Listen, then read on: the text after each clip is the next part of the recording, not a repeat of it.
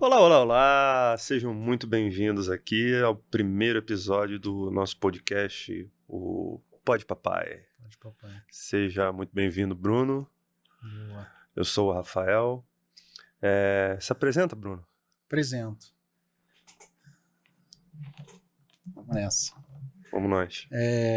Bom, sou o Bruno, tenho 42 anos, sou casado com a Ana. Novinho. Casado com a Ana. Ana, te amo. Naquela câmera ali, né? Pai do Benjamin, de 8 anos, vai fazer 9 agora em março. E é isso, pai full time.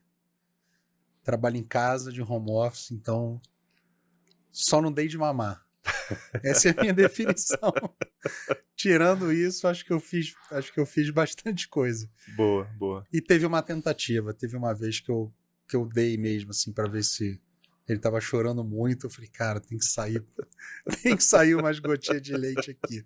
Mas depois a gente fala sobre isso. Boa. Essa é a minha definição. Boa. E Bom, você? Rafael, pai do Noah, marido da Fernanda. Fernanda, Olha aí, ó. tamo junto. Esse ano eu faço 44 anos e eu lembro que quando o Noah nasceu, o Noah vai fazer 4 agora, eu pensei quando ele tiver 20 eu vou ter 60. Olha aí como é que são Rapaz. como é que são as coisas, né? É. E advogado, trabalho muito, trabalho parte em casa, parte no escritório, não tem como ser diferente. Então não sou full time em casa, mas Tem um lado bom. tem um lado bom. Tem um lado bom.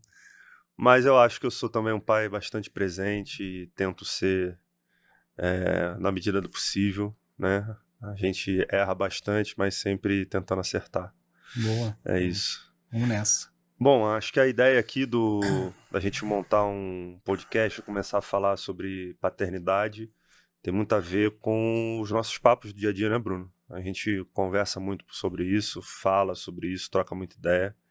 E quando a gente começa a buscar referência, a gente não encontra muito, né?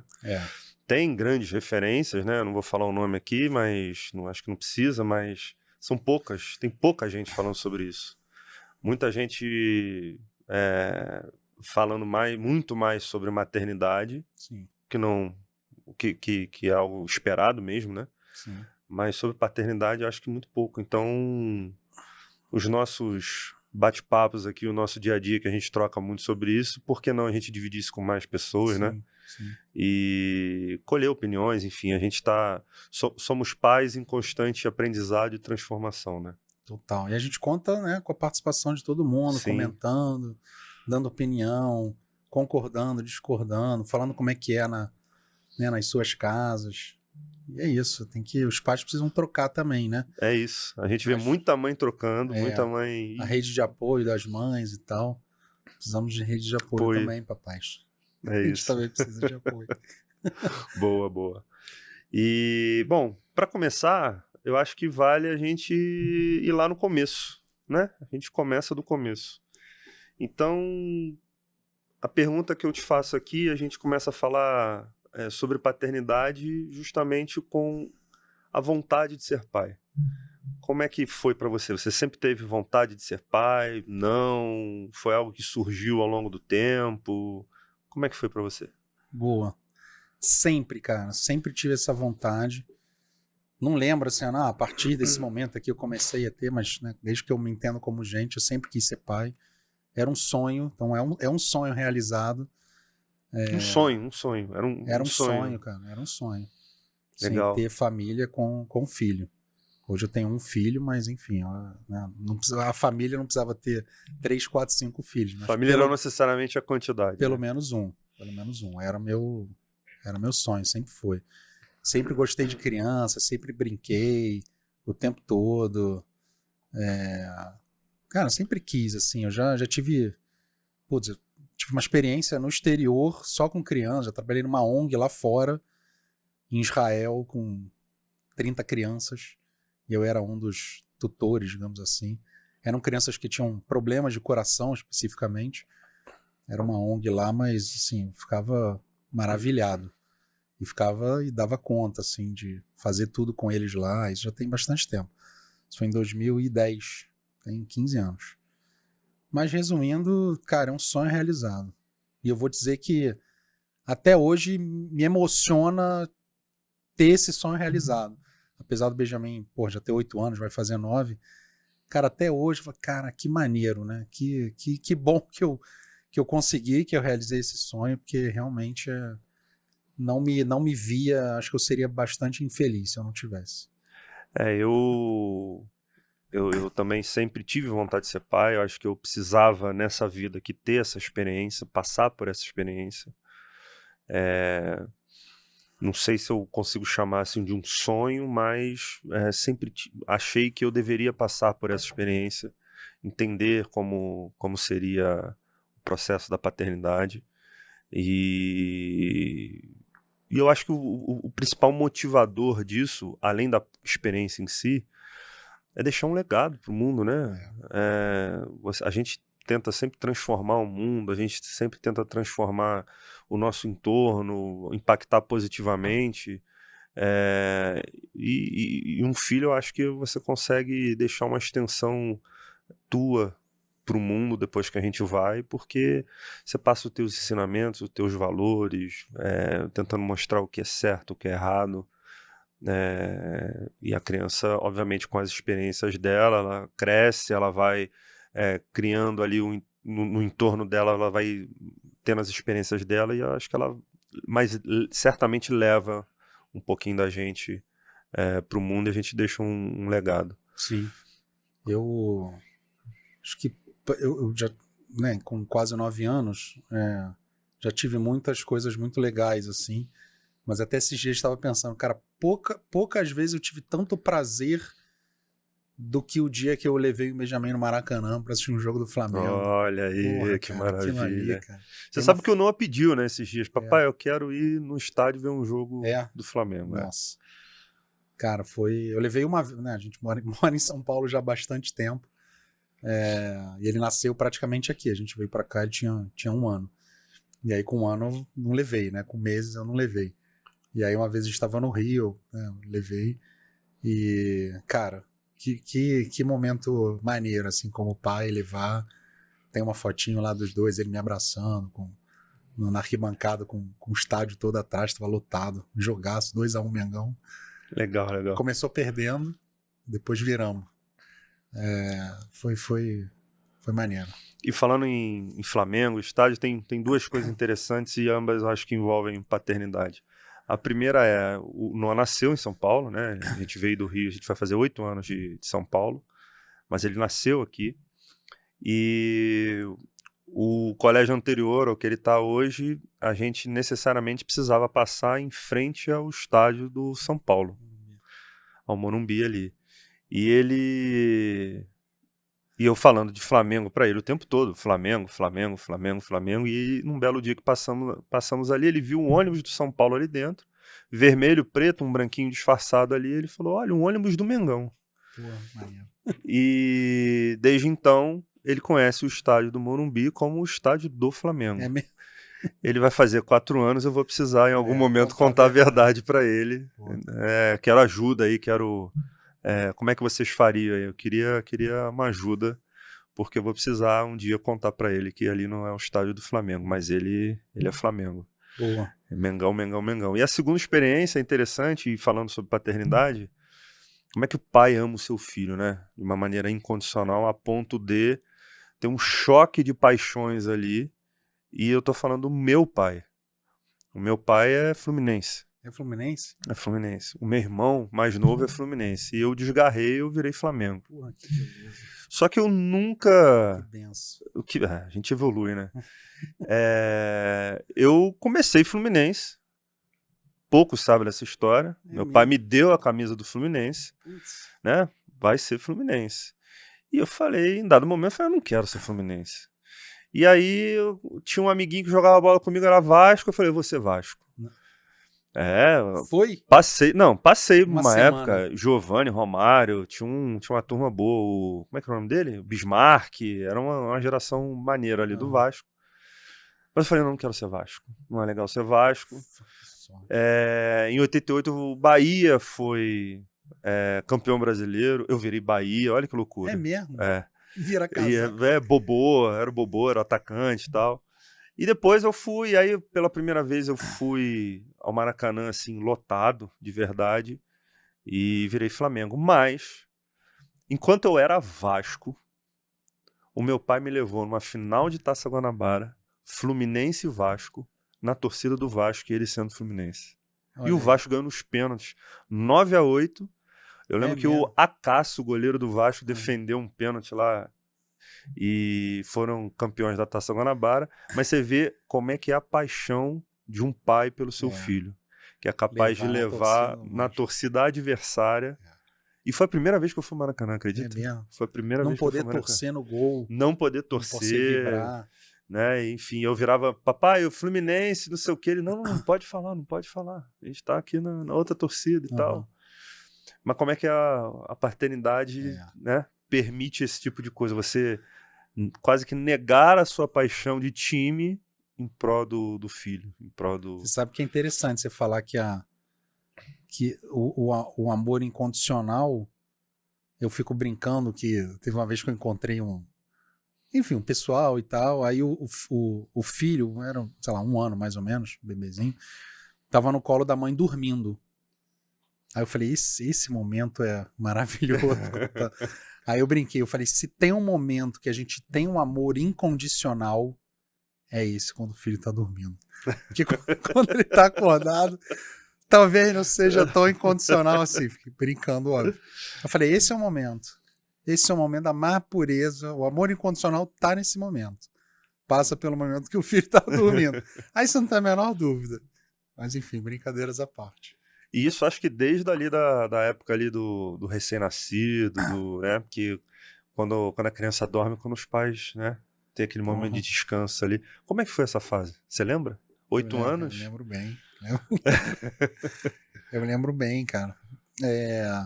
Cara, o Benjamin chorava muito. Eu lembro perfeitamente, assim, ele começou a chorar com 8 dias. E ele só parou com 1 ano. Assim, quase que ininterruptos. É impressionante, assim, foi realmente, a gente tirou a sorte grande. Com 8 anos, eu lembro que, enfim, com 7 teve ele foi circuncisado, né, com 7 dias. E aí no dia seguinte, isso eu me lembro, coincidentemente, mas no dia seguinte ele começou.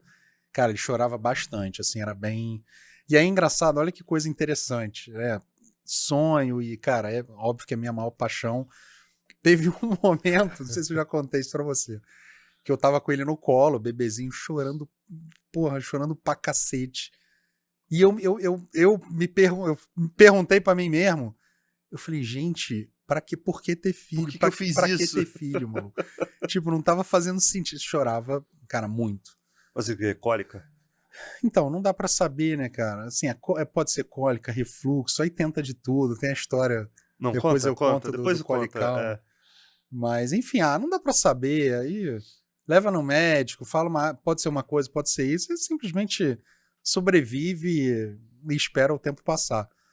Mas, cara, ele chorava bastante, assim, era bem... Mamava muito. Teve uma vez que a Ana ficou 6 horas dando de mamar, começou a ter febre, pressão baixa. A gente ligou pro pediatra e falou, você tá mamando? Eu tô há 6 horas com ele. Caraca, então tire do peito, vai dormir, vai descansar. Chorava bastante, cara. Assim, ele chorou bastante até uns 2 anos e meio, 3 anos. Não de ficar o dia inteiro chorando como um recém-nascido. Mas em situações, assim, do dia a dia e tal. 3 anos não, acho que uns 2, mais ou menos. Chorava mais do que o normal, digamos assim. Mas o primeiro ano foi punk. Cara, era muito choro. E a história do Colicalma, né? Essa história é boa. Essa história é boa. Que conta. tem o remédio, né? Tem aquele Colicalm, que é pra acalmar ali, né? De cólica, né? E a gente comprou lá nos Estados Unidos e tal, mandou trazer, sei lá, nem lembro. E aí a gente chegou a dar uma vez, não fez diferença nenhuma, deu a segunda e tal. A gente, cara, porra, deu esse remédio aqui, não faz diferença nenhuma. Continua chorando igual um alucinado. Mas beleza, paramos de dar, né? A gente tentou acho que 2, 3 vezes, beleza.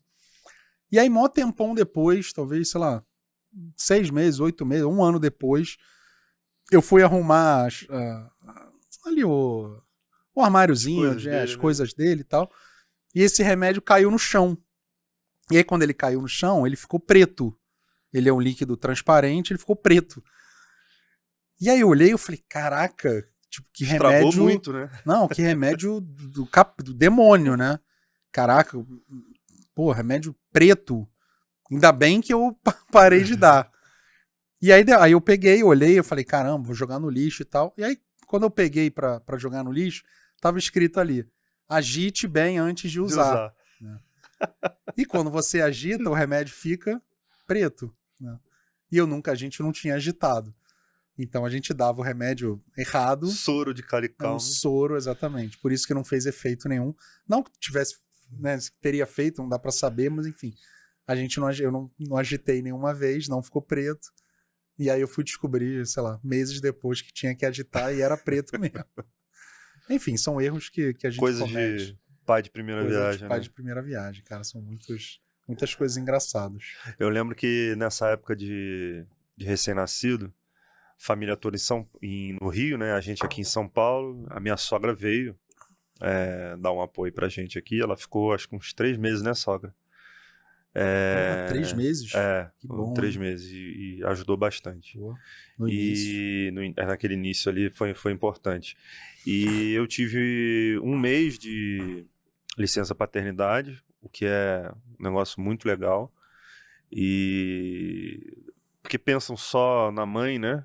Na licença maternidade, mas pensar na mãe também é você ter uma licença paternidade onde, né, com um tempo razoável, onde você consiga estar ali, atuando junto, enfim. Sim. Principalmente o caso da Fernanda, foi cesariana, então ainda tinha ali a recuperação da cirurgia, etc e tal. Mas ele tinha muita cólica também. Durante um período ele teve muita cólica. E a gente tentava também de tudo. Tinha uma bolsinha que você quente, de ervas, aí você botava aquilo, acalmava 2 minutos depois. E aí, coisas engraçadas. Eu lembro que a gente foi ao pediatra, o pediatra ensinou aquela técnica de você empurrar o joelhinho em direção à barriga. Sim. Né? E aí a criança solta o punzinho ali. Às vezes parecia mais do que um pum, parecia uma metralhadora, uma rajada ali de alguma coisa. Mas aquilo realmente dava um alívio. Então eu comecei a fazer aquilo muitas vezes. Até um dia que a minha sogra veio com muito carinho e delicadeza, e foi mesmo. Ela falou assim, meu genro, eu te amo tanto. Mas eu acho que você tem que maneirar com isso. Eu fico com medo de você esmagar os órgãos internos do seu filho. Os ovinhos porque dele, toda hora eu ia lá e... Mas você tá prejudicando os ovinhos dele. Ele até peida. Sério? Fazia direto? Sério, eu fazia direto. Saía? Ele começava a chorar, eu começava a bombear a criança. Você enche, cara, tadinho. E saía o peidinho? Saía. Na maioria das vezes saía. Às vezes não. E às vezes quando não saía, eu dava apertava um pouquinho mais. Você ia um pouquinho. Cara, peida, porra. Foi aí que ele começou a falar. Ele falou, para! Foi a primeira palavra dele, falou, chega! Porra, pai, essa foi a primeira palavra que ele aprendeu. Pai, eu não... Tipo, para. Foi a primeira palavra que ele aprendeu, para. Foi por aí. A gente fazia isso, esse negócio de empurrar, mas não era também esse nível de entrar com as bolas pra dentro. Depois teve que apertar pra tatear. Não, vou voltar com as bolas porque eu empurrei muito. Mas... além dessa, eu acho que teve a fase também do dente, que aí começa a febre, e aí você não sabe direito, enfim, como agir, o que fazer. Imagina a criança tá com febre durante muito tempo, uma febre que não é alta, mas ela é constante, enfim. É uma fase... Aí um fala que a febre é 37,8, outro fala que a febre é 38,5. Outro fala que a febre é 37. Já dá Novalgina. Mas você decide aí, gente. Alívio. Se vocês são pediatras, não sabem ainda qual é a temperatura da febre. É por aí. Nesse início, ainda falando sobre essa fase aí de recém-nascido, eu lembro que é uma fase muito difícil para os pais, né? porque a criança depende muito da mãe, é peito toda hora, enfim. E tem até uma coisa interessante que eu ouvi um pediatra falando sobre isso. Então eu presumo que deva ser verdade, né? Há muito tempo atrás, a gestação do que hoje a gente conhece como ser humano não era de 9 meses, era de 12 meses. Ah, é? É. E com o tempo, com a evolução, o cérebro do ser humano foi aumentando, a cabeça, por consequência, também. Então, uma adaptação natural que aconteceu na gestação foi a diminuição de 12 para 9 meses de gestação. Óbvio que isso é um processo evolutivo, não foi assim de uma hora para outra. Claro. Esses 3 primeiros meses, então, que a criança, após o nascimento da criança, eles chamam de exogestação, que na verdade é um período que evolutivamente ele passou a ser fora pós-nascimento, fora da barriga, mas que antigamente fazia parte da gestação. Então, que alguns órgãos ainda não estão completamente desenvolvidos, eles se desenvolvem ou terminam de se desenvolver nesses 3 meses. Então, realmente é um período ali complicado, onde a mãe ela é o centro das atenções ali, fica exaurida na maioria das vezes, enfim, tem a questão do puerpério e tudo mais. Sim. Mas e o pai, ele fica ali tentando onde eu ajudo, onde eu entro, onde eu consigo fazer. E uma das coisas que eu percebi é que meu filho nasceu, eu não conseguia ali criar uma conexão com ele. Né? Acho que era muito mais, partia muito mais de mim para ele do que dele para mim, né? Porque nessa fase é a mãe mesmo. Sim. E eu lembro que uma coisa que foi muito legal para mim foi dar banho no meu filho. Então o pediatra me ensinou uma técnica que você trava aqui a criança embaixo do sovaco, o outro sovaquinho fica aqui por cima do pescoço, você segura aqui. Então o primeiro banho dele, quem deu fui eu, e no chuveiro. E banho de chuveiro, sempre banho de chuveiro. E era um momento ali que muitas vezes a cólica, ao invés de apertar ali e esmagar meu filho, eu jogava ali, deixava a água quente bater nele, enfim, segurando ele aqui, dando banho nele. E era um momento que ele relaxava, sabe? Era um momento prazeroso, eu percebia que era um momento prazeroso para ele. E foi um momento que eu comecei a criar conexão com ele. Legal. Era um momento eu e ele só. Conseguia dar um alívio bom ali para Fernanda. Isso no primeiro mês, durante a tua licença mesmo. Bom, primeiro banho, sim. Primeiro banho e tudo, mas mesmo depois voltando da licença, eu consegui fazer isso, lembrando que o Noah é um filho da pandemia, né? Então ele nasceu ali no meio da pandemia, então o trabalho naquele momento era todo remoto, eu tive um privilégio, eu preciso reconhecer isso, talvez não pela forma correta, porque a gente estava numa pandemia, ninguém deseja uma pandemia, mas o fato de termos a pandemia me permitiu, no primeiro ano dele, acompanhar ele o tempo todo dentro de casa. Então, mesmo trabalhando, eu estava ali vendo as coisas acontecendo. Sim. Então, foi um privilégio, mas foi uma conexão que eu consegui criar com ele, esse lance do banho, ao longo desse primeiro ano todo aí, e até hoje, né? A gente tem isso. Mas foi um negócio muito legal. Você teve alguma coisa parecida? Você lembra de alguma coisa? De banho, especificamente, a gente dava junto, eu e a Ana, tinha uma rotinazinha ali de esquentar água, né? Aquela coisa meio maluca pra ver. Pô, eu lembro, pegavam uma jarra, não, panela, sei lá, esqueci o nome agora. Um recipiente qualquer ali. Porque ele tinha aquela banheirinha, né, de pé, que ficava no quarto. E aí tinha, era 4 quentes e 3,5 gelados, sabe? Aquela coisa para temperar na coisa certa. Botar o termômetro, ver ali se... Exato. O termômetro não, mas assim, eu tinha uma ideia, botava o dedinho, não, então esse é 4 de um lado, aí fechava a torneira, ligava a outra, esse aqui tem que ser 3,5. Aí chegava, a gente dava banho meio junto, isso aqui, depois terminava, ela já ficava ali na poltrona para dar peito, aí enxugava, isso aqui, já, cara, saía dava banho tranquilo, às vezes chorava, mas assim, mas quando tirava, Cara, só o tempo de tirar, dar uma mínima secada pra levar pra Ana. Caraca, já espernia, começava a chorar pro cacete. E as coisas tudo fechado, a temperatura, sabe aquela coisa? Gente, tá tudo bem, cara. Por que tá chorando pra cacete? Aí ia pro peito, enfim. Mas era assim, o banho era um ritualzinho ali que a gente fazia junto. Esses cuidados ali do recém-nascido tem umas coisas engraçadas, né? Eu lembro que a gente estava no hospital, foi cesárea, como eu comentei, a gente estava no hospital ainda, o primeiro dia ali dele, prestes a já receber a alta pra gente ir pra casa. E aí a equipe médica entra para saber se estava tudo bem. Quando eles entram no quarto, tá um calor absurdo. E aí eles perguntam, gente, o que houve? Ele, não, para deixar aqui uma temperatura, mas tá 28 graus aqui dentro, não tem o menor... 37 graus, gente, tá meio... Um clima de Rio de Janeiro aqui em São Paulo, não precisa e tal. Então você vai...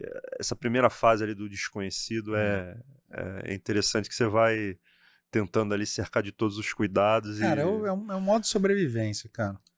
Eu tenho uma conhecida minha que acabou de ter, né? Tem, sei lá, talvez um mês, o bebê. Eu falei, cara, o primeiro ano, você sobrevive, tenta não esganar teu filho ali enquanto ele é recém-nascido chorando pra cacete, dá um gás pra manter teu casamento minimamente saudável. Cara, o primeiro ano é modo de sobrevivência. Depois você passou, continuou casado, o filho continua vivo, todo mundo tá vivo, então beleza. Aí vamos em frente, aí né? volta a viver. O primeiro ano tem gente que tem sorte, assim, de não chorou nada, chorou pouco, não teve cólica, né? Tem óbvio, né? Tem uma galera que tem filho que não tem nada e tal. E eventualmente depois também fica da pá virada, né? Que às vezes era tranquilinho, não chorava, nada, que aí depois vira o Tasmania. O meu foi quase que o contrário, assim. Putz, o Benjamin é super calmo, super tranquilo, sempre foi. Mas o primeiro ano ele chorava bem direitinho. Bem direitinho, assim, de encontrar vizinho no corredor. Pô, tá tudo bem lá? Te julgar, né? Olhar assim. Tá tudo bem. Não, várias situações, assim, de... Tipo, na rua, esperneando. Teve uma vez eu tava em Búzios, a gente tava tentando comer no chamichu, crepezinho no chamichu. Famoso chamichu. Cara, chorando pra cacete. Falei, cara, meu irmão, para de chorar, cara. A gente só quer comer um crepe aqui. Aí saí do chamichu, na Rua das Pedras ali, fiquei com ele. Cara, todo mundo olhando. Porque eu também tô nem aí. Mas rapidamente você aprende a cagar pros outros, né? A cara chorando pra caramba, assim, muito, muito, todo mundo olhando. E beleza, uma hora para de chorar, volta. Uma hora depois volta a chorar, você sai, fica balançando. Teve uma vez que a senhora veio falar comigo, não é aquela coisa, né? Não tá com fome, não? Isso era tipo de tarde, assim. Aí eu falei, não tá com fome não, ontem ele jantou super bem. Ela ficou toda sem graça, assim, cara, porra. Era, sei lá, 3, 4 horas da tarde. Ele não tá com fome não? Eu falei, não, acho que não, ontem ele jantou super bem. Porra. Mas... Aliás, é uma fase que muita gente dá pitaco, né? Muita gente familiar, pai, mãe. se intromete. Mãe fala bastante, né? Mãe fala bastante. Tem que ter paciência. Mas desconhecido, tô nem aí, cara. Se a mulher vem falar que tá com fome de uma zoada, ele quando chorava, todo mundo olhando, não tava nem aí, assim. Aniversário de 1 ano, normalmente eu dou parabéns pros pais que sobreviveram e não deixaram a criança morrer. A gente usava aquele... Como é que é o nome, cara? Aquele pozinho que é até meio proibido. A gente trazia... Quer dizer, meio proibido, sei lá. Eu acho que depois de um tempo São proibiram. Paulo, que no Rio não vendia. Meio vermelhinho. Que você chuchava na chupeta. Exatamente, cara. Nossa... Eu conheço histórias de crianças que se intoxicaram com aquilo, sabia? Mesmo? Como é que é o nome? Esqueci agora. Caramba. Alguém lembra aí do nome? Escreve aí nos comentários. Nossa. Pozinho que se botava na chupeta e... Funchicória. Olha aí. Se fizer exame de sangue no Benjamin, acho que ainda tem. Deve sair funchicória. Cara, a gente trazia tipo, vários pozinhos. Era o dia inteiro chuchando o negócio. Funcionava por 15 segundos. Aí ele voltava a chorar, eu chuchava de novo. Cara, o dia inteiro. Sério, se fizer exame de sangue hoje, acho que ele ainda tem resquícios de... Ainda tem funchicória. Caraca, a gente usava muito, cara, aquele pozinho, muito. Dava uma molhadinha na chupeta pra grudar, botava aquele pozinho, cara, era quilos e quilos de importação de São Paulo, que era onde vendia, no Rio não vendia, É. pra dar uma acalmada. Funcionava meia hora. Depois ele voltava a chorar de novo. Boa. E tô lembrando aqui, a gente tá conversando, falei há pouco lá do primeiro dia no hospital, né, que foi como é que foi o nascimento dele, assim? O que você, sei lá, de repente conta um pouco do dia, como foi o dia do parto, os sentimentos, como é que, na visão do pai ali, vendo aquilo tudo acontecendo. É tudo meio rápido, né, assim, acho que você se processa e depois você volta pra casa. E aí você começa, caraca, não tem mais a enfermeira, gente lá do hospital ajudando, né, aquele primeiro banhinho, como é que enrola depois, isso aqui. Eu virei pra cara, quando você cobra pra ficar uma semana lá em casa, né? Porque, putz, a mulher tá acostumada, faz isso todo dia, o tempo todo, com várias crianças. Mas assim, foi meio rápido. Foi cesárea também, mas enfim, começou com contração e tal. Só que aí ele tava com um cordão enrolado, né? Na perna, na verdade. E aí não ia conseguir puxar e transformou em cesárea ali. Mas a Ana chegou a ter 10 de dilatação, cara. Dilatação total. Foi uma pena. Mas enfim, teve a dilatação total, aí na hora de sair tava preso na perna. Mas foi meio rápido, porque, cara, eu lembro até os horários, assim, apesar de já ter quase 9 anos. Tipo, ela acordou com a bolsa estourada. Não, assim, saiu um pouquinho, né? Porque quem estourou mesmo foi a obstetra lá no hospital. Mas, tipo, mais 5 e pouquinho da manhã, 5h15, 5h20 mais ou menos. Cara, 9h19 ele já tinha nascido. Já tava na área. Então, assim, da hora que ela me cutucou e falou, puta, acho que estourou, saiu né, aquele sentimento ali de que acho que é agora. Isso foi 5 e pouca da manhã. Cara, aí fomos, não sei o que, a contração foi rápida, tomou a injeção lá pra dor e tal, fez o 9h19 ele já tava... E aí aqueles 2, 3 dias que você nem sabe o que tá acontecendo, né? Assim, eu não processei nada nos 2 primeiros dias ali enquanto tava no hospital. Óbvio que, puta, muito emocionante, né? Chora, aquelas coisas emocionantes pra caramba.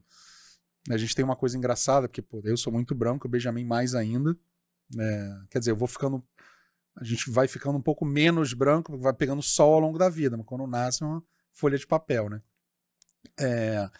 E aí, quando o Benjamin saiu, assim, da barriga, a Eliane falou assim, nossa, como é branco. É o que a gente lembra até hoje. Nossa, como ele é branco. Realmente era muito branco.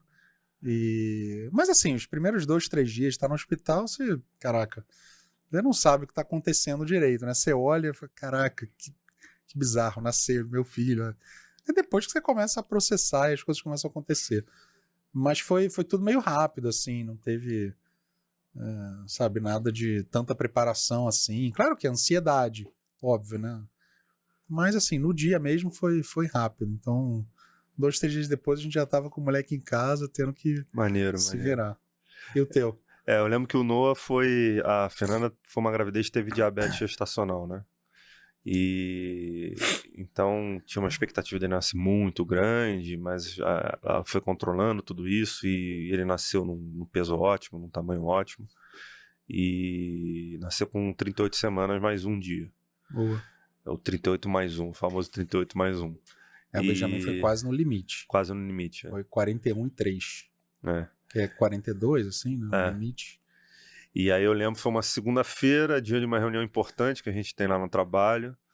E eram 8 horas da manhã, eu estava no meu ritual matinal. Os homens vão entender o que é isso. E bate na porta, eu abro e tá pelo corredor assim um rastro de água. Caraca. E a Fernanda em pé falando assim, minha bolsa estourou. E a gente tinha muita expectativa de tentar que fosse um parto normal, né? Acabou não sendo, mas pelo menos em trabalho de parto ela entrou. Mas o cordão também enrolou? Não, mas a questão do Noah era o seguinte, a questão do Noah é que ele tava... A posição. Ele tava sentado. Ah, tá. Engraçado que a gestação da minha mãe, a minha, né? Quando ela me teve, eu também estava sentado. E então o Noah estava sentado, a gente fez várias coisas ao longo da gestação para ver se ele virava e tal, mas não rolou. E aí, vamos pro hospital, não vamos e tal. Aí a médica falou assim: olha, Fernanda, calma, toma um banho, relaxa. Tem tempo, né? Toma um café da manhã. Como se fosse, tipo, a bolsa estourou uma... Relaxa. Relaxa. Vai tomar um café da manhã. E aí a gente foi... E aí fizemos isso e tal, e daqui a pouco a Fernanda sempre, por conta até da diabetes, quando ela comia, ela sentia ali uma movimentação maior do Noah. E aí ela não sentiu.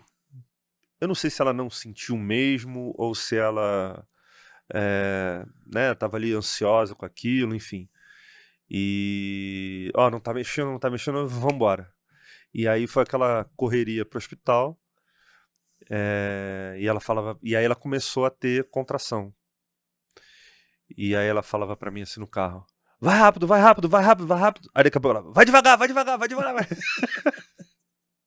E segurava no meu braço e foi divertido. Tem um relato interessante na época que eu fiz no Instagram, contando toda essa aventura que foi lá nesse dia. E aí a gente chegou, enfim, fez lá os primeiros exames, o batimento estava tudo certinho e tal. Só que ela teve 4 só de dilatação. E aí teve que ser mesmo a cesárea, a gente partiu para cesárea. Mas eu achei legal que ela entrou em trabalho de parto, sabe? Pelo menos isso. Ela entrou em trabalho de parto e o que significa que tava pronto ali para nascer, sabe? Tava, não foi quero sair. Forçado, né? Então acho que isso foi bonito, foi legal. Sim. E eu lembro, né, toda aquela movimentação ali, vamos pro centro cirúrgico e tal, toma anestesia, o anestesista era um brincalhão. Com a gente funcionou bem, mas talvez se fosse uma outra pessoa podia, né, gerar um problema, porque ele falou, eu lembro que ele aplicou a anestesia, né, a Fernanda estava sentada na maca, aí a Fernanda começou a sentir os efeitos da anestesia, aí ele vira brincando, mas falando sério, mas obviamente ele estava brincando, e falou assim: ufa, hoje pegou. E aí... mas eu tava descontraído também, um momento muito ali, tenso. Eu lembro da gente rindo, foi engraçado, assim, sabe? Tá sentindo as... hoje pegou, hoje deu certo. Boa. E aí lá na hora que ele nasce, eu lembro de eu fazer essa conta. Eu falei até no início aqui há pouco. Eu lembro de eu fazendo essa conta. Ele nasceu em fevereiro, eu faço aniversário em junho, então eu tinha 39, mas Fernanda sempre arredondou pra cima, né? E eu falei, caramba, quando ele fizer 20 anos, eu vou ter 60. Nascendo, você fez essa conta? Eu fiz essa conta. Ele nascendo.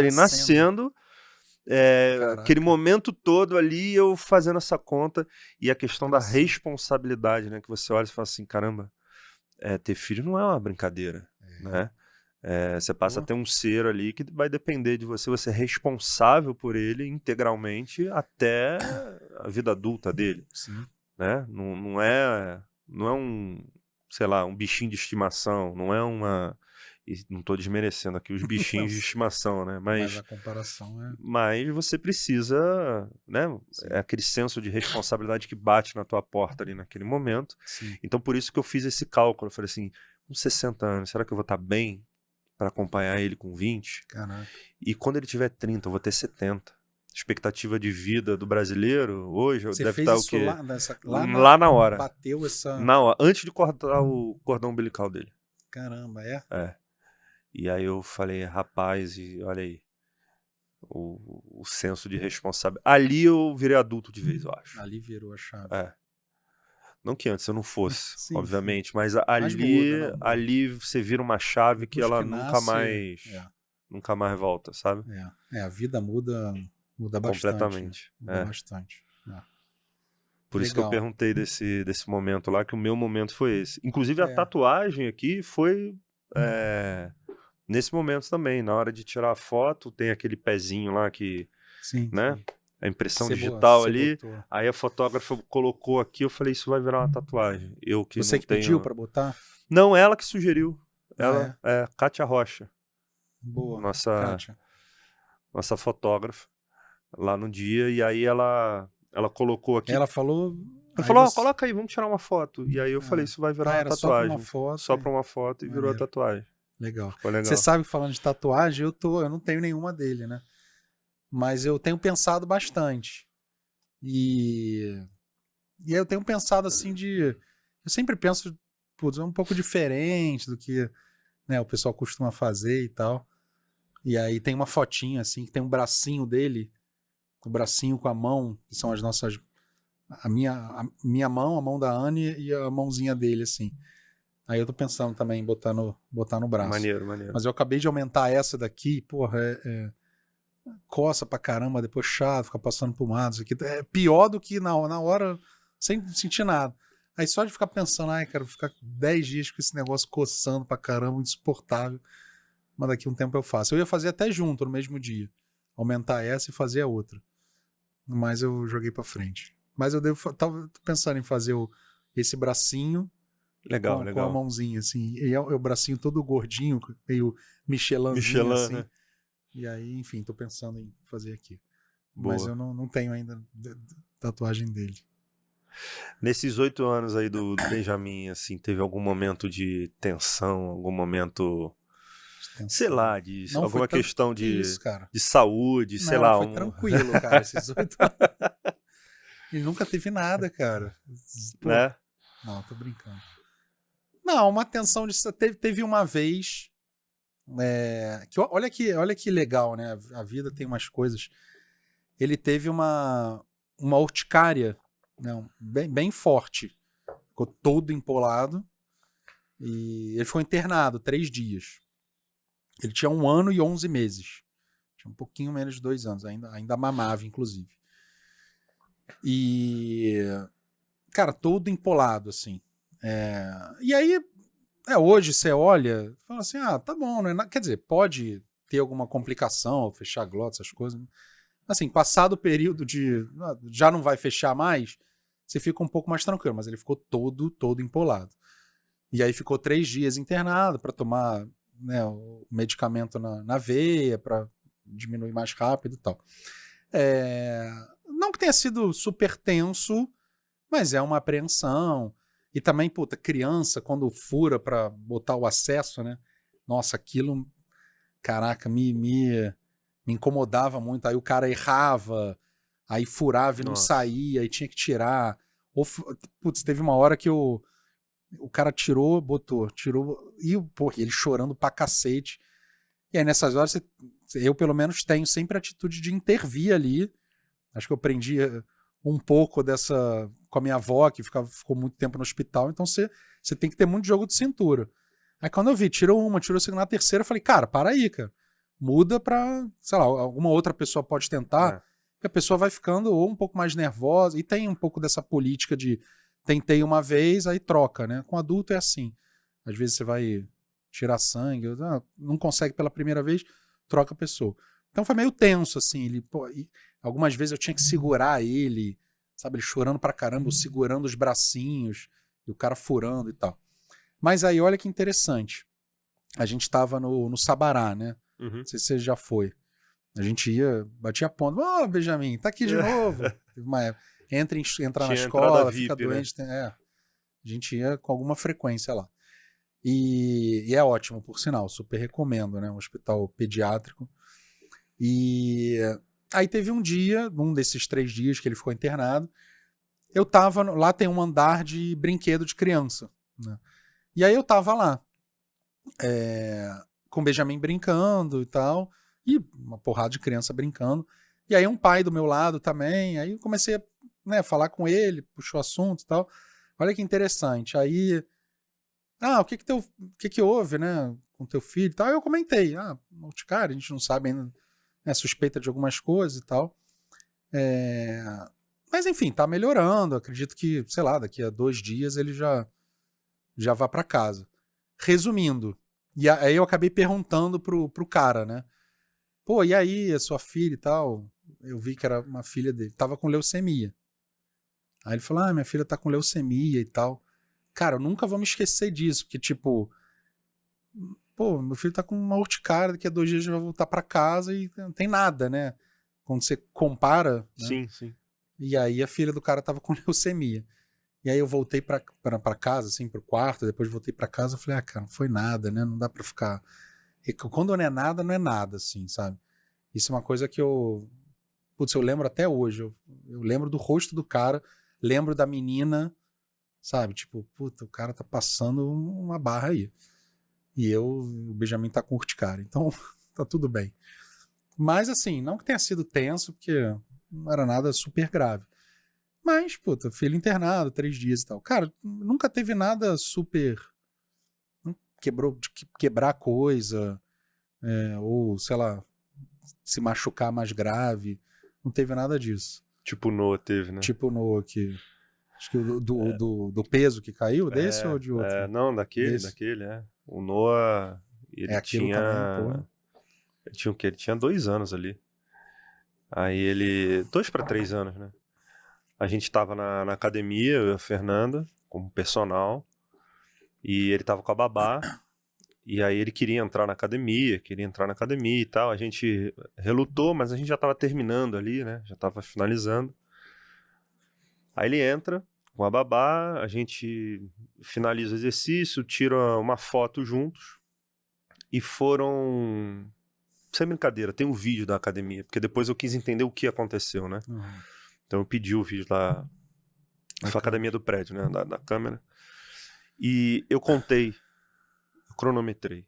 Foram 4 segundos de desatenção. 4 segundos. Caraca. Onde a gente tira foto, as pessoas se espalham assim, e ele puxa um peso de 12 quilos. Ele não tinha 12 quilos na época. Caraca. E vai na canela dele. E aí quebra de ponta a ponta o osso. Ele só não foi uma fratura exposta. Ele também não deslocou o osso, não desalinhou nada. E o choro é diferente. O choro é diferente. Não é aquele choro manhoso, é um choro diferente. Algumas outras vezes, foram poucas, ele chorou esse choro diferente. Uhum. E aí já dá aquele gatilho de que foi sério. Uhum. Eu preciso correr porque foi sério. A gente corre com ele pro hospital, tal, enfim, ele volta lá com o pezinho engessado. E ele ficou com gesso quase 3 meses. Foi quando a gente começou a dar tela a ele. Porque, você imagina, a gente tinha lá aquela restrição da tela, né? Não vamos... Quantos anos ele tinha? 2 para 3 anos. É uma boa discussão essa, inclusive, tela para criança. Mas naquele momento a gente preferiu não ter. Mas o que você vai fazer com uma criança que não entende ainda direito que ela não pode pisar no chão, que tá querendo ali? Então foi o momento que a gente deu a... E eu acho que o meu maior medo, uma semana depois... a gente volta no hospital, começa a fazer o tratamento com o médico lá. Esqueci o nome dele. Muito bom, inclusive, um ortopedista. E aí quando ele fala pra mim, não é cirúrgico. Não vai precisar fazer uma cirurgia, porque eu já imaginei meu filho com pino na perna, E eu chorava, e o cara me sacaneava. Ele falou, você é desse tamanho, chorando, que coisa ridícula, não sei o quê. Porque você fica ali... Não vai fazer cirurgia, mano. E foi um momento tenso aquilo dali. Foi um momento tenso, porque eu fiquei imaginando, caramba, sei lá, de repente meu filho vai ter um problema na perna pra sempre, uma coisa, enfim. Sim. Cara, recuperou super bem, graças a Deus, super rápido. E 1 ano depois a gente voltou lá e pra ver se tinha afetado alguma coisa. Eu tenho um vídeo dele quando ele voltou a andar, quando ele tirou o gesso. Depois eu coloco aí pra vocês verem. É bonitinho demais, ele pisando assim meio... Mas foi um momento tenso ali. E o interessante, depois de algum tempo, eu não lembro exatamente quanto tempo, mas alguns meses, ele quer entrar na academia de novo. E falou, lembra aqui, eu conversando com ele, né? Lembra que aqui teve o peso, não pode e tal, não sei o quê. Ele falou, papai, eu queria ver a academia de novo. E aí eu entro com ele na academia, ele olha. E quando ele olha pro peso, ele fala, volante. Então, a gente entendeu por que ele mexeu ali. Porque ele viu aquele negócio redondo, ele entendeu que era um volante. Ele puxa o peso e cai o peso Era nele. aquele redondo. Era aquele redondo, Não aquele era o halter halter, né? que tem aquela parte redonda ali. Sim. Foi um momento de sufoco. Foi um momento de sufoco. Imagino. Bem tenso, bem tenso. Vamos pro Pitaco? Vamos? Momento Pitaco? Vamos Lá? Então vamos lá. Momento... Solta a vinheta, que não tem ainda, mas quando tiver a gente inclui a vinheta, mas solta a vinheta. Momento Pitaco, vamos lá. Boa. Pega um aí teu. Temos vários, né? Temos Momentos vários. pitacos. Esse é uma coisa legal. Vocês vão gostar desse momento pitaco. A gente pega Vamos escolher um tema para falar um pouquinho, né? Vamos lá, então. Momento Pitaco. A maior preocupação que eu tenho hoje na criação do Noah é qual o limite entre criar, preparando ele para o mundo, né? Ou criar ele evitando todos os traumas, colocando ele numa bolha, né? E evitando que trauma tá lá no mundo, ele não precisa ter acesso a isso agora, mas em que medida fazer isso não prepara ele para o mundo? É uma grande preocupação que eu tenho. É um tema fácil de falar. Super fácil, talvez seja tranquilo. Dos mais fáceis na educação de um. A gente pode até passar pro próximo, né? Primeiro episódio já começa com um tema fácil, tranquilo desse. Começa aí. Lá em casa a gente tem um foco muito grande em educação respeitosa. O que não significa, como muitos rotulam, acho que é essa a palavra, de que tudo é permitido, pode tudo, vamos abraçar a árvore, não é nada disso. Mas a gente evita muito gritar com ele, a gente não bate nele, enfim, a gente evita tudo aquilo que a gente acha que vai ser prejudicial a ele, né? Então, gritar a todo momento, falar alto a todo momento, dar esporro a todo momento, é o tipo de coisa que cientificamente se diz que você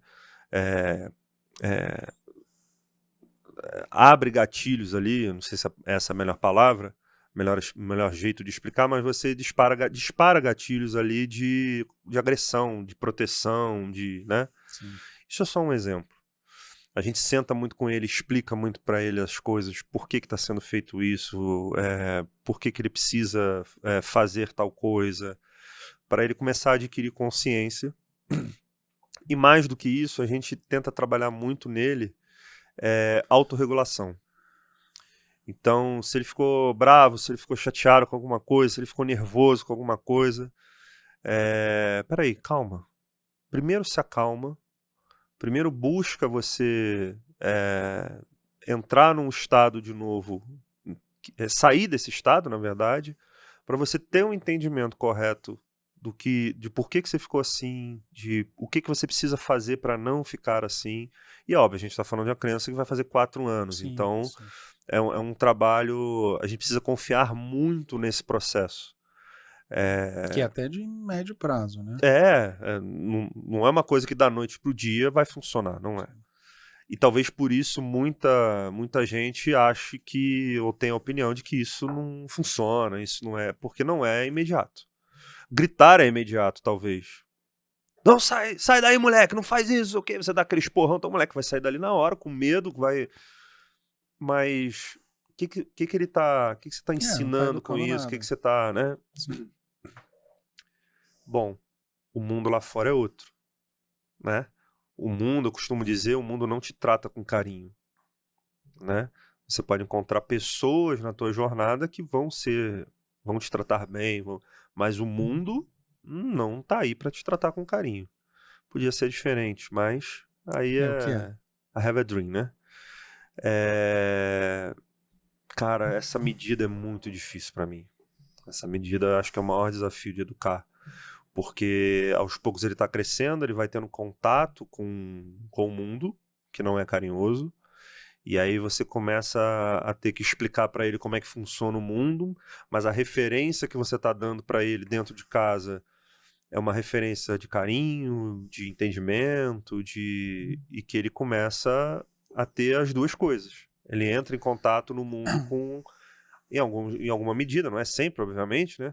Ele tem 4 anos, mas ele entra em contato com uma outra realidade. Então ele começa a questionar a sua realidade. Antes de questionar a realidade de fora de casa, né? Na verdade, ele está questionando a referência que ele tem. Então essa medida é um negócio complicado no dia a dia. Bem complicado. Vou dar um exemplo aqui que não necessariamente aconteceu com ele, mas aconteceu comigo quando eu era criança. Isso me marcou muito.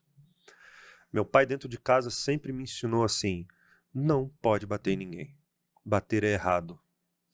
Então, se eu souber que você está batendo em alguém por aí, isso eu devia ter um pouquinho mais que a idade do Noah. Uns 5 anos, talvez.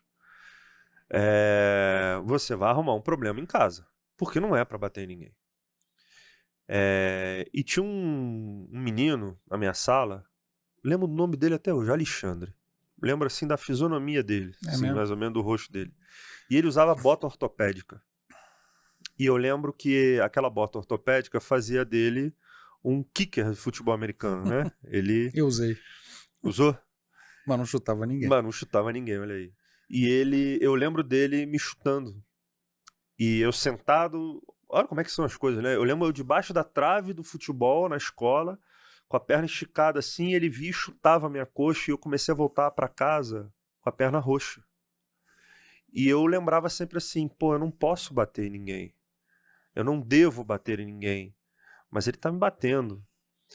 E aí eu lembro dos meus pais irem à escola, conversarem, mostrarem, e aquilo se repetiu mais umas 2 vezes. E eu lembro como se fosse hoje. Estivesse acontecendo agora. Meu pai virou para mim e falou assim: não quero você batendo em ninguém. Você entendeu isso?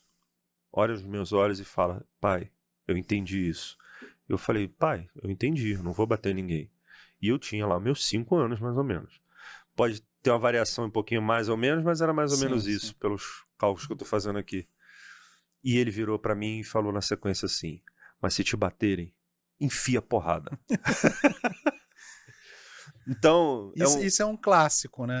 Isso é uma outra coisa que no próximo episódio a gente fala sobre isso. E eu lembro que quando o Alexandre veio de novo e me chutou, eu com 5, 6 anos, eu ensupapei o Alexandre. Partiu pra cima. Eu tirei sangue da cara dele, com 5, 6 anos. E aí chamaram no colégio os meus pais, falaram: isso é um absurdo, seu filho batendo no outro, uma agressividade, tudo. E eu lembro, de novo, como se estivesse acontecendo agora, meu pai levantando meu short e mostrando a minha coxa toda roxa para a coordenadora da escola.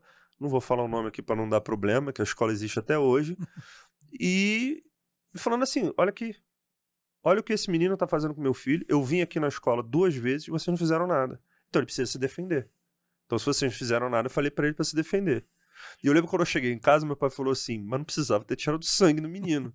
Mas eu tava ali com ódio daquela situação. Aí... Então assim, criança, como é que você controla isso? Mas eu acho que esse é um exemplo, não aconteceu com o Noah, aconteceu comigo, da medida e como você...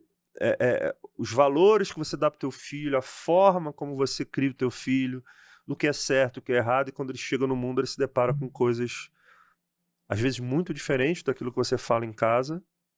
Como é que você lida com isso? Como é que você prepara o teu filho pro mundo, preparando ele dentro de casa, entendeu? Mas com carinho, com respeito, com entendimento, com... É difícil. É difícil. É uma arte não exata, por isso é uma arte complicada. Bem complicada. E vale dizer para os nossos espectadores também que não somos pediatras, nem grandes especialistas em, né? Não somos educadores. Então a gente tem filho somos pais buscando... Somos pais e trocando ideia aqui, conversando com vocês. Então é um pouco do que a gente acha, né? Não que a gente tenha escrito já algum artigo científico. Mas, cara, eu vou falar por mim, assim. Esse assunto é bem... Pô, a gente ficaria muito tempo falando sobre ele. Talvez seja uma das coisas mais difíceis mesmo, né? Mas eu, particularmente, não... do dia a dia, quando eu educo, né? Eu não educo pensando no futuro, ou pensando no mundo, ou pensando no... é porque o mundo é cruel, então eu já tenho que meio que preparar e tal. Cara, eu educo de acordo com as minhas crenças e do que eu acho que é certo ou errado em relação ao que ele está fazendo naquele momento. Se ele é desrespeitoso, se ele é desobediente, se ele não estuda no dia que tem que estudar, se ele não faz o dever de casa.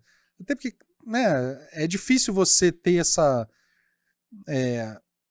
nossa, eu vou fazer isso porque quando ele entrar no mercado de trabalho, ele vai ter um chefe babaca e eu já ensinei a ele. Pô, eu acho que, né, ainda mais com essa idade, exatamente. Talvez quando, né, adolescente, né, tá entrando no segundo grau, faculdade, aí eu acho que os ensinamentos são outros, né? Lembrando aqui que a gente tem filhos, né, 4 e 9, arredondando. Então, eu particularmente não penso nisso. Benjamin assim. faz aniversário agora em março, não é isso? Eu não penso nisso. Eu educo... 28, não é isso? 27. 27, foi quase. 27. Eu educo, cara, de acordo com o que eu acho que tá certo. E eu vou te falar, assim, até independente do que os outros fazem. Cara, você vê muita criança que faz coisas que eu discordo, pais que fazem coisas que eu não concordo com a educação e tal. E eu não fico também, se outro fizer isso é assim. Você vai se deparar com crianças que são não sei o quê. Eventualmente a gente até fala, eu falo, cara, a vida é assim mesmo, a vida é difícil. Tem dias que são chatos, tem dias que são... Mas eu não coloco esse peso não, sabe? Às vezes ele reclama do dia, de alguma coisa, não tem ainda. Eu falo, tem dias que são mais chatos, tem dias que são legais, é assim mesmo. E aí o que eu falo é, cara, sempre pensa pelo lado positivo, o famoso copo meio cheio. Isso é uma coisa que eu ensino, porque eu acredito nisso. Independente, porra, meu filho, você tem que ir, não sei o quê, porque o mundo isso, porque eu particularmente não... Sabe, cara, com 8 anos, ele não sabe nada ainda, ele nem alcança. Não alcança se eu falo, e eu também não fico preocupado se... Cara, eu faço o que tem que ser feito para aquele momento. Tem que estudar todo dia, tem dever de casa, tem que fazer, tem prova, tem que estudar. Explica por quê. Faz as coisas que tem que fazer dentro de casa, vai ser feliz, vai brincar. Cara, e depois vai se virar também, vai aprender muita coisa.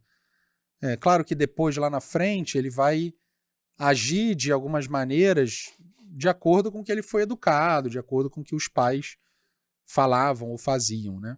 Óbvio que tem influência, né? Mas nesse momento, com 8 anos, eu não fico fazendo tanta analogia, porque o mundo é cruel. Por exemplo, você é educação respeitosa. Eu acho que não é só porque você tem uma educação respeitosa que lá na frente, como as pessoas não são, ele não vai saber lidar. Eu não acho que tem essa correlação, entendeu? Talvez até pelo contrário, né? Talvez ele até vai você saber... não sabe. Assim, claro, tem estudos, tem coisas que indicam, óbvio que tem estudos, né? Com mais probabilidades aqui, mas não necessariamente, é respeitoso, e aí lá na frente ele vai perceber que o mundo... Cara, tipo, imagina, com 4 anos, você só tem que falar o que ele pode fazer e o que ele não pode fazer, entendeu? Explica, corrige quando tem que corrigir, quando ele faz alguma coisa errada, você vai lá e corrige. Eu não acho que tenha que ter esse pensamento nesse momento, né? Sim, sim. Com poucos anos, com menos de 10 anos de vida. Ele não sabe nada da vida, assim. E eu também não penso nisso, cara. Assim, eu tenho meus valores, minhas crenças, minha forma de educar e eu sigo. Lá na frente, e aí outra coisa que você falou de trauma também, né? Esse é um outro assunto, claro que a gente está resumindo aqui, óbvio. Mas, cara, vai ter, pode não ter, sabe? Você também não... É impossível que você crie evitando um trauma futuro. Você não sabe. Ou talvez não tenha de uma coisa e vai ter de outra. E aí lá na frente você descobre que ele tem, e aí você, puta, é verdade, então não fiz assim, não fiz assado.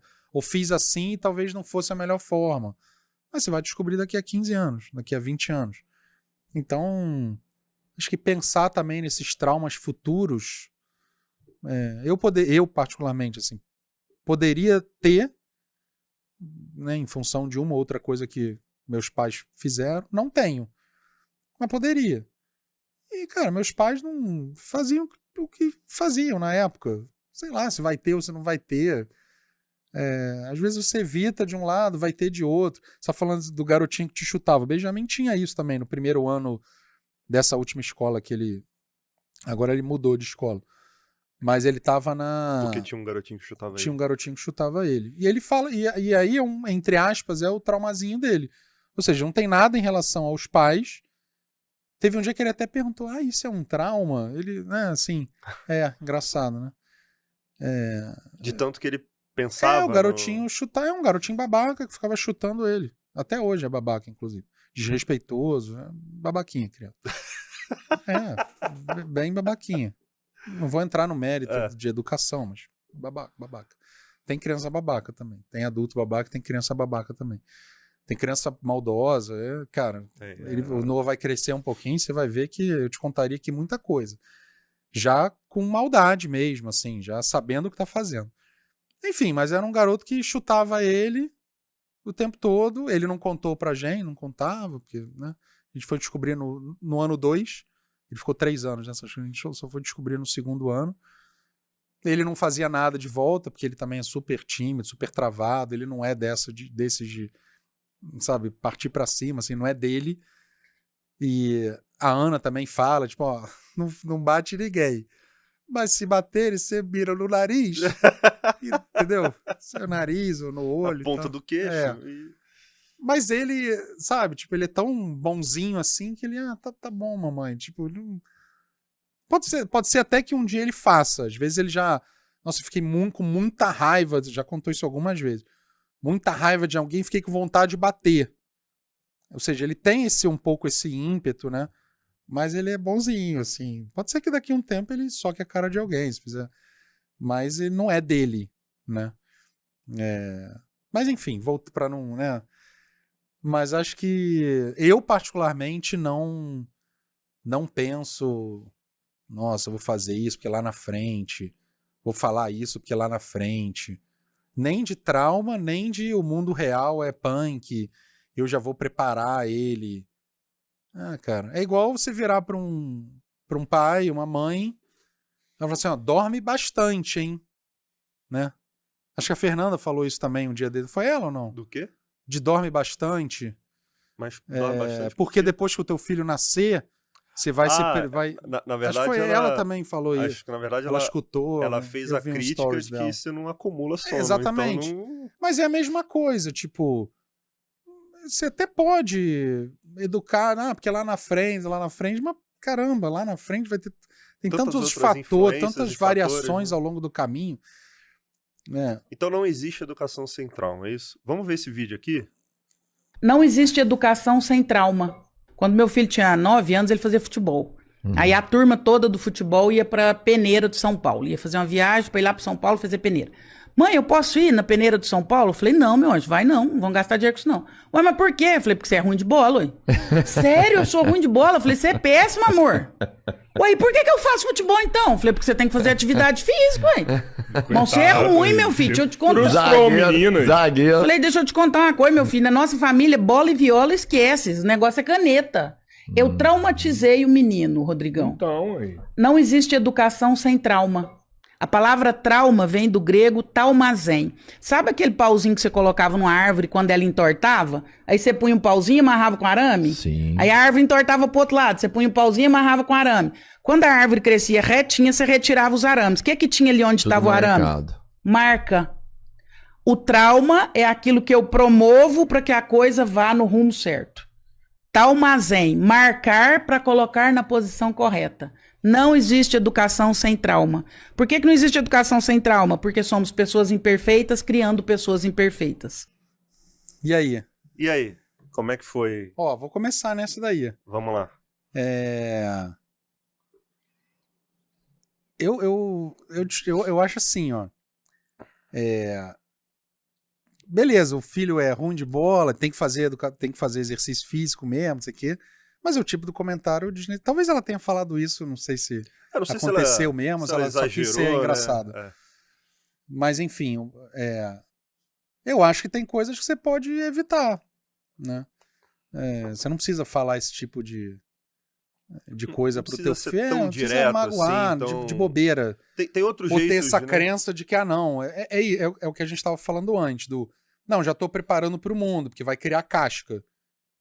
Pode ser, talvez ela acredite nisso, tipo, se criar casca dentro de casa, vai chegar lá na frente e vai ter casca grossa, vai ter cheio de marca lá do aramezinho e tal. Eu concordo com algumas coisas ali de eventualmente não fazer a peneira, né? Porque... Ou talvez, por exemplo, eu botasse na peneira para não passar. Eu acho que eu iria por outro caminho. Entendeu? Faz a peneira, tenta, não conseguiu, tenta de novo, não conseguiu, cara. Será que é isso mesmo? Exatamente. Ou o caminho não deveria ser outro? Porque uma coisa é você gostar, outra coisa é você ter aptidão para aquilo. Aptidão a gente pode desenvolver, mas será que você está preparado nesse momento para fazer uma peneira?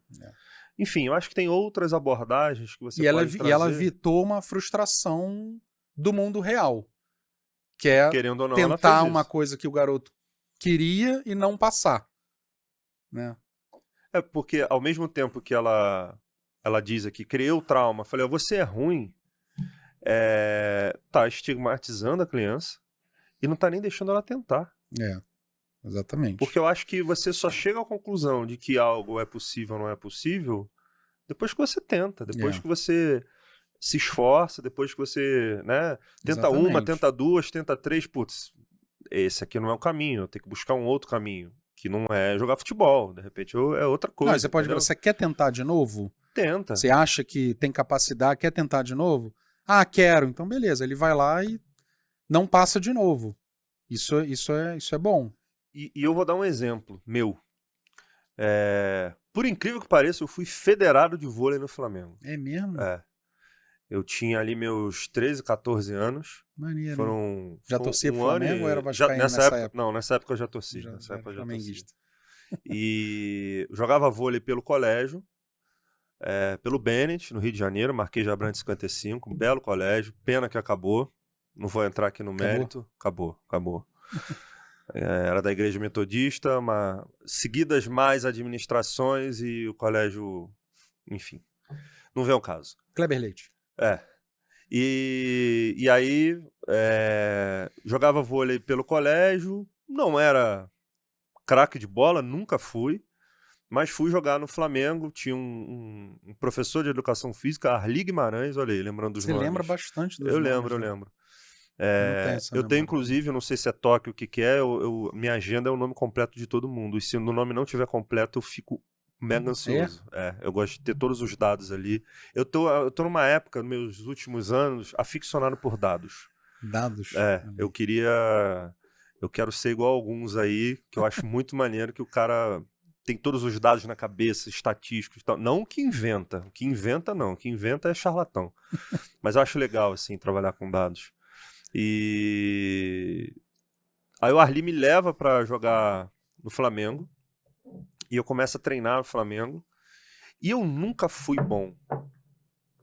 Você sabia? Eu comecei a entender que eu não era bom. Mas o meu pai em nenhum momento ele virou para mim e falou assim, não vai, como o caso aqui, não vai porque você é ruim. Assim, eu não era ruim. Mas eu era bem mediano. Normal. Eu era reserva. Pronto, eu era reserva. Não era nem aquele ponto de que, cara, nem pra reserva... O Gabigol já foi reserva, o Pedro já foi reserva. Mas eu tava longe. Você era longe. melhor do que você tá falando, você tá sendo humilde. Não era. Tá sendo humilde. Mas, cara, o meu pai me levava. E eu treinava todos os dias, sábado de manhã e todo domingo tinha jogo. E o meu pai me levava em todos os jogos. Ele era conhecido como Vai Filhão. Porque ficava aquele silêncio assim, ele mandava gritando. Vai filhão! E aí quando eu entrava e tal. E aí chegou um momento E olha como é que é uma abordagem diferente. Chegou um momento que ele falou assim, meu filho, e eu estava no 2º ano do 2º grau. E o ano seguinte, hoje não é mais 2º grau, né? Eu não sei, perdi a referência. Ensino médio. Ensino médio? Ensino médio, É. eu acho. Mas o antigo, pra quem tem aí a... Colegial. Não, no colegial nem Colegial foi tanto. antes da Colegial gente. era antes, Mas chegou um momento ali, pré-vestibular, hoje é um Colegial Enem ginasial. aí. Ginasial, colegial, Ginásio. tinha Bom, tudo enfim, isso. whatever. Ele virou pra mim e falou assim, meu filho, olha só, você quer ser um jogador de vôlei profissional ou você quer ser... Gandula. Ou você acha que, cara, não é isso e vai estudar, vai fazer, vai terminar, não vai estudar, vai concluir o seu 2º grau e não vai fazer vestibular e vai jogar vôlei. Eu falei, não, mas foi uma conversa muito aberta e muito sem direcionar. Eu falei, pai, eu não sou, assim, foi Sou muito bom. bom. Foi muito bom, porque me deu, acho que, o senso de muitas coisas Sim, ali, esporte de competição, Sim. enfim, foi sensacional. Mas eu fui adquirindo a consciência, enquanto durou, eu fiz uma atividade física, eu tive uma série de outros ensinamentos, mas chegou aquele momento, eu fui adquirindo uma consciência de que, cara, eu não vou ser um jogador de vôlei profissional, Já entendeu? Deu. Então ali eu desisti, eu falei, larguei e continuei Jogar estudando, fui jogar peteca, fui fazer... Aí eu virei advogado. Aí eu virei fui pro advogado. badminton. Fui jogar xadrez. Bolinha de gude. E aí virei advogado, olha aí. Talvez eu devesse ser jogador de vôlei. Poderia ter jogado com Giba. Não, acho que não. Você sabe que acho que só um cara que seguiu, daquela minha geração, ele seguiu, o Leandro ali, eu só não lembro o sobrenome dele. E ele foi... Leandro ou Leonardo? E não é a dupla sertaneja. Eu acho que era Leandro ou Leonardo, agora eu não lembro. E ele foi da equipe da Adriana Bea e Sheldon quando elas foram medalhistas olímpicas. Ele era do staff das duas. Maneiro. Olha aí. Maneiro. Quando eu olhei, eu falei, caraca, olha lá o cara lá. Leandro Lenar é um só, né? É um outro. É igual o Sandy Júnior, é uma pessoa só, na verdade. Não existe.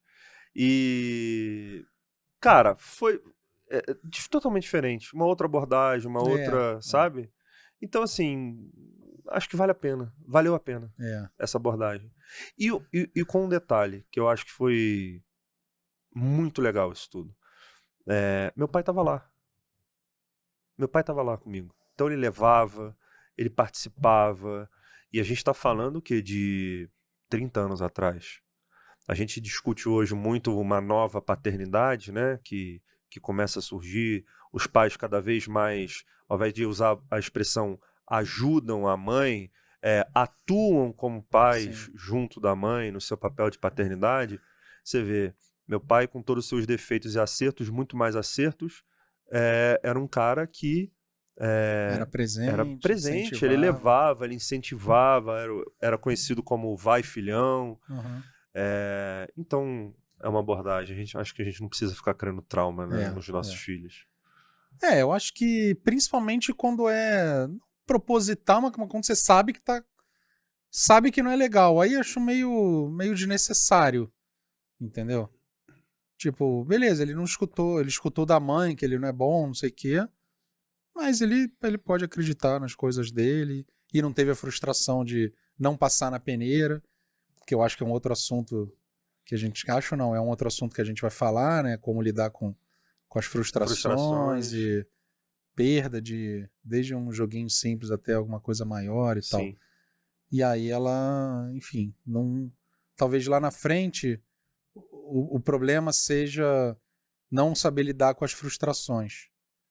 E vai cagar na cabeça do que a mãe falou, né? Tem uma balança aí, né? Que eu acho que tem que colocar, que você evitou ali você criou o trauma ali e evitou algumas outras coisas, como, por exemplo, ter que lidar com a frustração de não passar na peneira. Mas isso daqui é melhor do que você deixar ele passar pela frustração e começar a aprender com ela. Enfim, é uma balança que o tempo todo aí os pais têm que estar estão trabalhando com isso, estão atentos a isso. Muitas vezes não tem certo e errado, né? Exatamente. Mas acho que a gente tem que tentar fazer o nosso melhor. O que vocês acham aí? Tem que criar trauma ou não? Criar Desde trauma cedo. é ótimo. Já cria. Educação significa ter traumas ou não? E é bom porque você evita que o mundo... Você já cria dentro de casa, entendeu? Você já tá previsto. Ó, vão ser esses 4 aqui que você vai ter, tá, meu filho? A meta desse ano Eu são não esses 4 aceito traumas outro que aqui. venha do mundo. São esses 4 que você vai ter. Eu tô criando mesmo em você. Dureza. Mas é isso, assim, são as crenças, né? E aí é o que eu falei antes, assim, não dá pra você... você vai educar pra um pensamento lá na frente, mas é o que você acha, é a tua crença nesse momento. Essa mulher tava com a crença de que era melhor falar que você é ruim, nem ir pra peneira, eventualmente daqui a 20 anos ela vai perceber que, puta, poderia ter deixado ele na peneira não passar, né?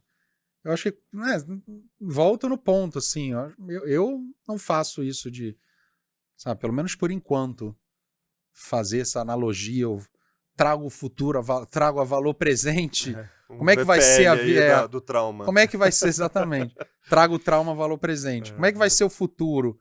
Vou trazer para já preparar, cara, são tantas variáveis. Né? Tem as minhas crenças ali, eu não saio do... Eu não negocio com as minhas crenças, entendeu?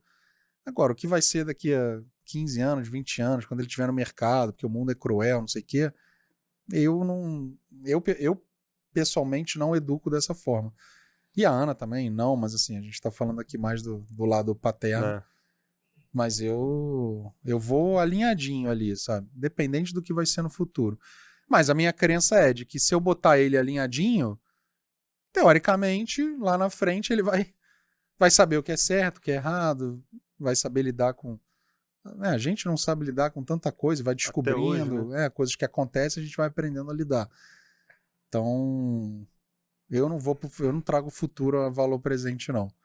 Eu tenho minha linha e eu não dou mole, não. Assim, tipo, o que é certo, o que é errado.